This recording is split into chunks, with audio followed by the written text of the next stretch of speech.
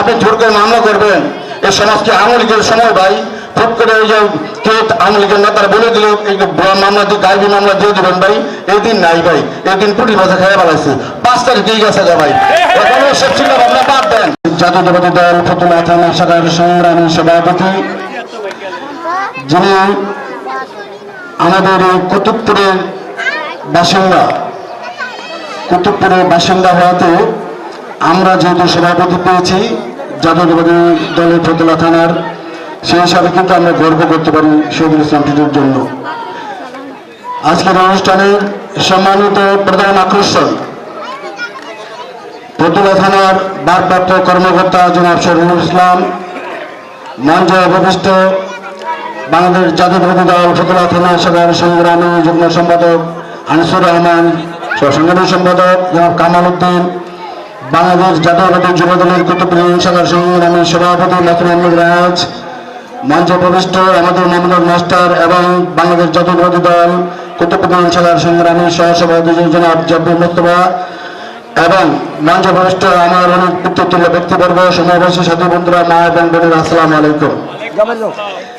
আমরা এমন একটা জায়গায় প্রোগ্রাম করতে যাচ্ছি যেখানে কুতুবপুরের অর্থাৎ নারায়ণগঞ্জের শেষ বর্ডার, আবার ঢাকারও শেষ বর্ডার।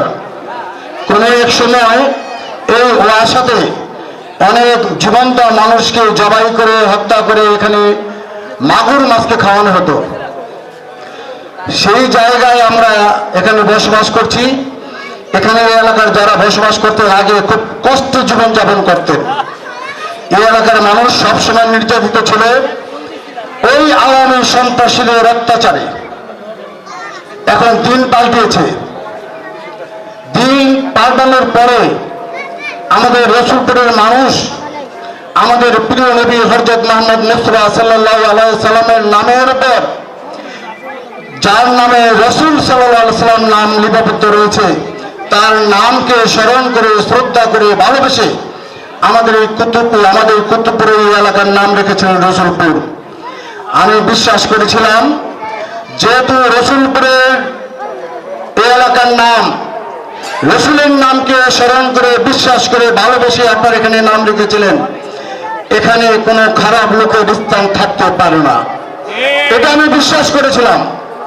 এখানে কোনো ট্রিজিংয়ের স্থান হবে না, মাদকের কোনো স্থান হবে না। কিন্তু আমরা কি দেখতে পেলাম পর্যায়ক্রমে এখানেই কিন্তু যেহেতু বর্ডার এলাকায় ওয়াসার সন্নিকটের মাঝখানে যে পাকা রাস্তাটা রয়েছে, ঢাকা থেকে শ্যামপুর থেকে অন্যান্য এলাকা থেকে মাদক বিক্রেতারা এখানে সন্ধ্যার পরে নাকি হাট বসায়, এই হাটে মাদকের বেচা কিনা হয়। এখন আপনারা যারা রসুলকে ভালোবেসে নাম রেখেছিলেন রসুলপুর, আপনাদের কি কোনো দায় দায়িত্ব নাই? সমস্ত দায় দায়িত্ব কি আমাদের এই কুতুবপুরে যারা বিএনপি করে তাদের, যারা রাজনীতি করে তাদের, এবং যারা ফতুল্লা থানার নেতৃত্ব দিচ্ছেন তাদের?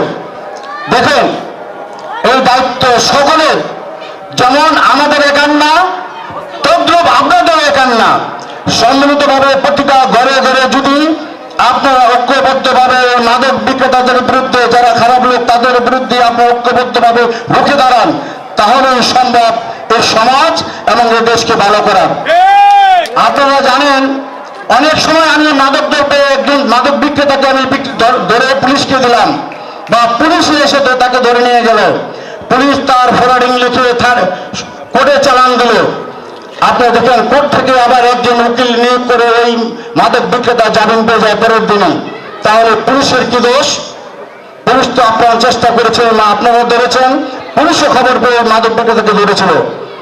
পুলিশের কাজ কিন্তু পুলিশে ঠিকই করছে, কিন্তু আমরা কিন্তু নিজ নিজ দায়িত্ব পালন করছি না। ধরুন আমার ছেলে মাদক সেবন করে এবং মাদক বিক্রি করে আমি জানি, মনে করুন আমার ছেলেকে যদি আমি আমার বাসায় শাসন না করি, আমার ছেলেকে যদি সাবধান না করে দেই, তাহলে কি আমার ছেলে ভালো হবে? আমার ছেলে ভালো হবে না। আগে নিজের ঘরকে সামলান। আপনি দেখেন আপনার ঘরে কেউ মাদক সেবন করে কিনা, মাদক বিক্রি করে কিনা, তাহলে সমাজকে বলবেন, থানাকে বলবেন, রাজনৈতিক নেতাদেরকে বলবেন। শুধু আমাদেরকে বলবেন না ওইটার, কারণ আমরা ইচ্ছা করলে কিন্তু আমরা দূর থেকে এসে আমাদের সভাপতি নয়ামের থেকে এসে এখানে মাদক দূর করতে পারবেন না, কারণ সভাপতির কিন্তু 5টা ইউনিয়ন নিয়ে তাকে খেলতে হয়। কাশীপুর আছে, এনায়তপুর আছে, বক্তবলী আছে, ফতুল্লা আছে, পরিশেষে কুতুবপুর আছে। এখন আপনারা যদি সহযোগিতা করেন তাহলে তো উনি আপনাদের সহযোগিতা করতে পারবে। ঠিক তদ্রুপ ফতুল্লা থানার ওসি সাহেব এখানে আছেন, উনি অত্যন্ত ভালো মানুষ। আমরা যতগুলি প্রোগ্রাম করেছি, যে কোনো লোক সামাজিকভাবে তাকে নিমন্ত্রণ করেছে, আমন্ত্রণ করেছে প্রোগ্রামে, উনি সমস্ত কাজ রেখার থাকার পরেও কিন্তু আপনাদেরকে সম্মান দিয়ে, কুতুবপুরবাসীদেরকে সম্মান দিয়ে প্রতিটা প্রোগ্রামে উপস্থিত থাকেন। কিন্তু দেখেন ওনার মধ্যে ভালো মানুষ, আমি বিগত এতদিন যত আমার যে বয়স থানাতে আসা যাওয়া করছি, যতদিনে গেছি, ওনার মধ্যে আমি ভালো মানুষ খুব কমে দেখেছি। সামনে সামনে ওনাকে ওনাকে আমি ছোট করতে চাই না। যিনি ভালো মানুষ তাকে সত্যি ভালো বলতে হবে। আরেকটা বিষয়, একটি কথা আমাদের মাসুম বলেছে এবং অনেকে বলেছে, একটা সংগঠন না বললেই নয়। ধরুন আমাদের এই এলাকায় 200টা বাড়িঘর রয়েছে, ওই 200টা বাড়িঘরে যারা রয়েছেন তাদের নেতৃত্বে একটা মসজিদ হয়েছে। এই 200টা মানুষ মিলিতভাবে মসজিদকে চাঁদা দেই, মসজিদ ইমাম সাহেবকে খাবার দেয়, খাবারের ব্যবস্থা করি, মসজিদের উন্নয়নের জন্য যা যা করে দরকার 200 মানুষই করি। এই 200 মানুষের মধ্যে যদি আবার নতুন করে যদি কোনো মসজিদ তৈরি হয় তাহলে এটা বাদ হয়ে যাবে। তখন কিন্তু এই পঞ্চায়েতের লোকেরা এই মসজিদ, একটা মসজিদ 2টা মসজিদ হলে চালাতে পারবেন না।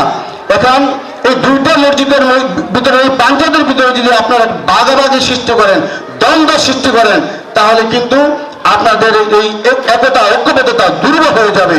আর একটা কথা হলো, আপনি তো ভাই মসজিদের জায়গা রেজিস্ট্রেশনই করেন নাই, যার জায়গা যার কেটে গিয়ে আপনার জায়গা ক্রয় করেছেন,